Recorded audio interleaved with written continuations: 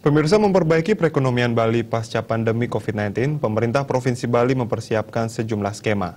Selain di bidang UMKM, skema khusus juga telah dirancang di sektor pariwisata yang menjadi andalan PAD Provinsi Bali.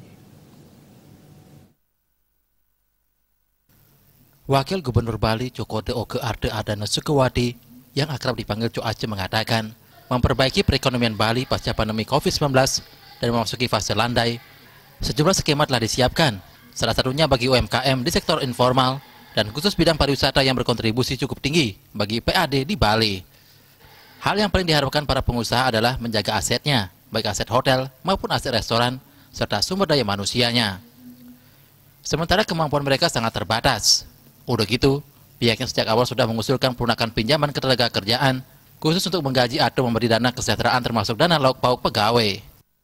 Saya kira yang sekarang sangat diharapkan teman-teman adalah bagaimana para pengusaha ini bisa menjaga asetnya.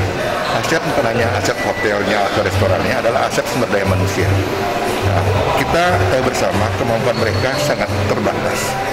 Jadi kalau ini tidak ada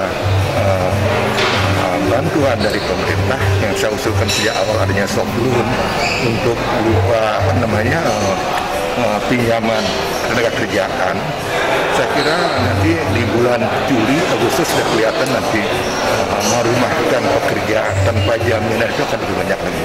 Ini yang sangat kita harapkan teman-teman di perusahaan sesungguhnya yang punya aset tanah punya, tapi untuk menjual dalam situasi sekarang ini agak sulit. Ya, ini yang kita perlukan semacam soft loan untuk tenaga kerjaan. Jadi bukan pegawainya yang minjam, perusahaan yang minjam dengan batas waktu tertentu, tentu dengan mudah ya, dengan bunga yang bisa disesuaikan, untuk khusus kita pinjam untuk memberikan gaji atau memberikan dana kesejahteraan bagi pegawai-pegawai kita. Ini yang kita perlukan. Wakil Gubernur Bali Co Aceh menambahkan, dalam hal ini BPJS Ketenagakerjaan masih bisa melanjutkan, kecuali yang terkena PHK karena BPJS-nya sudah dihentikan. Namun untuk mereka yang dirumahkan masih bisa, karena BPJS-nya masih dibayar perusahaan. Artaye, Bali TV.